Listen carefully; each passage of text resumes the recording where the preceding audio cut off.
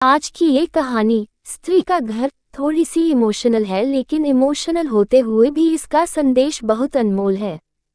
आपकी आंखें थोड़ी नम करने के साथ साथ आपके दिलो दिमाग पर यह कहानी छाप छोड़ जाएंगी, इसलिए इसे एक बार पूरा जरूर सुनिए।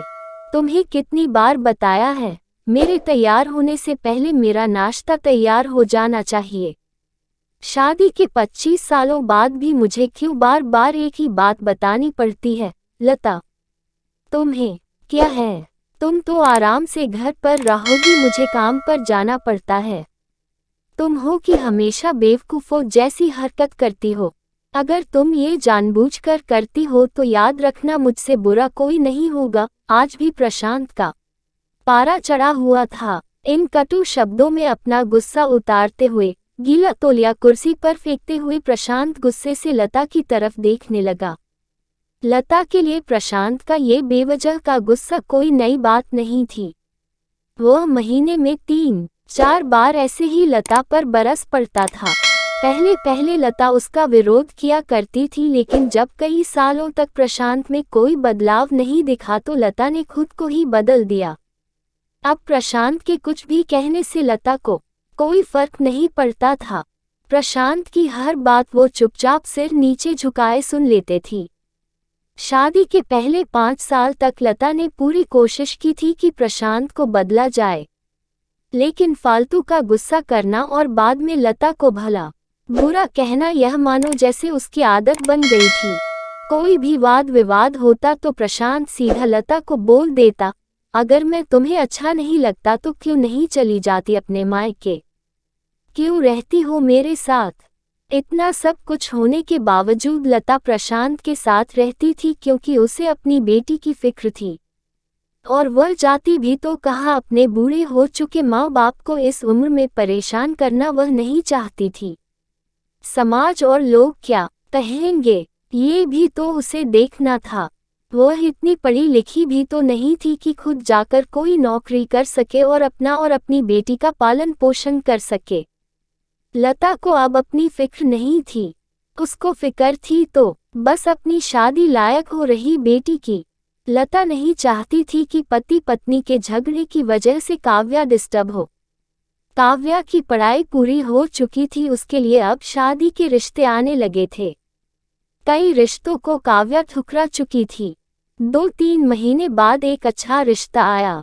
रिश्तेदारों और पहचान के लोगों ने भी लड़के के बहुत गुणगान किए थे। प्रशांत एक शाम अपनी बेटी के पास बैठकर उसे बताने लगा, काव्या, बहुत अच्छा लड़का है, पढ़ा लिखा है, बड़ा घर है, बहुत अच्छी नौकरी है। ऐसे रिश्ते बार बार नहीं आते बेटा, इस बार मना मत करना। काव्या अपने पिता से ज्यादा बात नहीं करती थी। शायद डरती थी या शायद नफरत करती थी, लेकिन आज वो अपनी पूरी हिम्मत इकट्ठा कर बोली, मुझे अभी शादी नहीं करना है पापा, मैं नौकरी करना चाहती हूँ, खुद अपने पैरों पर खड़ी होना चाहती हूँ। हाँ तो उसमें क्या बड़ी बात है? मैंने लड़के से बात की है, वो तुम्हें किसी बात के लिए नहीं रोकेगा। तुम शादी के बाद भी नौकरी कर सकती हो, वो तुम्हें नौकरी के लिए परमिशन दे देगा। प्रशांत बोला, मेरा नौकरी करना या ना करना उसकी परमिशन पर क्यों डिपेंड रहेगा पापा? काव्या ने पूछा, मैं कह रहा हूँ ना, तुम्हें किसी भी चीज की कमी नहीं होगी वहाँ। ऐसे रिश्ते बार बार नहीं आते, इसे ठुकरा मत, बहुत खुश रहोगी तुम वहाँ। प्रशांत बोला, पापा, क्या मैं उतनी ही खुश रहूंगी जितनी मम्मी इस घर में खुश है? काव्या ने तंज कसते हुए कहा, आज तुम्हारी जबान कुछ ज्यादा नहीं चल रही। प्रशांत गुस्से से आंखें बड़ी करते हुए बोला, पापा, मुझे शादी ही नहीं करनी है, क्योंकि शादी के बाद अगर वह लड़का आपके जैसा निकला तो मैं क्या करूंगी? मुझे आपके जैसा जीवन साथी नहीं चाहिए जो बिना बात के मुझ पर हमेशा चिल्लाए। मुझे कुछ भी अपनी पसंद का लेना हो तो 10 बार सोचना पड़े, कहीं वह नाराज ना हो जाए। मेरी तबीयत कैसी भी हो उसे परवाह ना हो। रोटी थोड़ी सी मोटी बन जाए तो घर सर पर उठा ले, उसकी चेकबुक ना मिले तो भी मेरा ही दोष निकालें, और हर छोटी मोटी बात पर मुझे मायके जाने के लिए कहे। काव्या ने अपना दिल खाली करते हुए पापा से सब कह दिया। प्रशांत का गुस्सा सातवें आसमान पर था, लेकिन उसके मुंह से एक भी शब्द नहीं फूट रहा था। वो काव्या की बातें सुन रहा था। काव्या उतना ही बोलकर चुप नहीं हुई। आज पहली बार वह अपने पापा के सामने इतना कुछ बोल रही थी। पापा, आपने माँ के साथ हमेशा गलत व्यवहार किया है। आप अपने ऑफिस का गुस्सा बिना सोचे समझे माँ पर उतार देते हैं, कभी इस बात की परवाह भी नहीं करते कि उन्हें कैसा लगता होगा। आपकी बातें सुन सुन माँ ने अपना स्वाभिमान खो दिया। प्रशांत आज पहली बार अपने किए बर्तावों को महसूस कर पा रहा था। वो इतना ही बोल पाया, जो तुम्हारा मन है वो करो, मैं तो इतना बुरा हूं ना। काव्या ने प्रशांत का हाथ पकड़ा और बोली, पापा मुझे सिर्फ एक सवाल का जवाब दे दो, क्या आप चाहेंगे कि मेरा पति आपके जैसा हो? अगर आपका जवाब हाँ है तो कर दीजिए मेरा रिश्ता आज ही, और ना है तो मुझे आत्मनिर्भर बनने दीजिए। प्रशांत कुछ भी ना बोल पाया और वहां से चुपचाप बाहर चला गया। आज उसे लता के सामने जाने में शर्म आ रही थी। चलते चलते उसकी आंखों से आंसू बह रहे थे। प्रशांत ने आज से अपने आप को बदलने का निश्चय किया।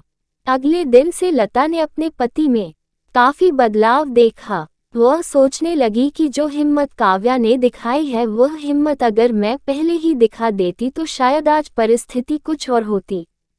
अब काव्या पढ़ लिख कर अच्छी नौकरी करने लगी थी और 3 साल बाद उसके लिए एक अच्छा रिश्ता आया और उसकी विदाई पर प्रशांत बोला, बेटा तू हमेशा खुश रहेगी क्योंकि तेरा पति तेरे बाप जैसा नहीं है। प्रशांत की यह बात सुनकर लता और काव्या की आंखों से आंसू बहने लगे। दोस्तों, हमारे समाज में औरतों को भले ही देवी का दर्जा दिया जाता है, लेकिन वह स्वतंत्रता नहीं दी जाती जो उन्हें देनी चाहिए। उन्हें बचपन से ही बताया जाता है कि वह पराया धन है। स्कूल से आने में देर हो जाए तो पिटाई मिलती है। मोबाइल पर बातें करते हुए दिख जाए या खिड़की से झांकते हुए दिख जाए तो शक किया जाता है। माँ बाप का घर तुम्हारा नहीं है, पति का घर ही तुम्हारा घर है। जीवन भर यह बातें बता बता कर उन्हें ससुराल भेज दिया जाता है, और एक दिन किसी छोटे मोटे झगड़े में ससुराल वालों से उन्हें सुनना पड़ता है कि इस घर को छोड़ दो और मायके चली जाओ। अब आप ही बताओ दोस्तों, ऐसी स्त्रियों का सच्चा घर कौन सा? आखिरकार वह किस घर को अपना कहें? स्टोरी अच्छी लगी तो लाइक, शेयर और चैनल को सब्सक्राइब जरूर करें।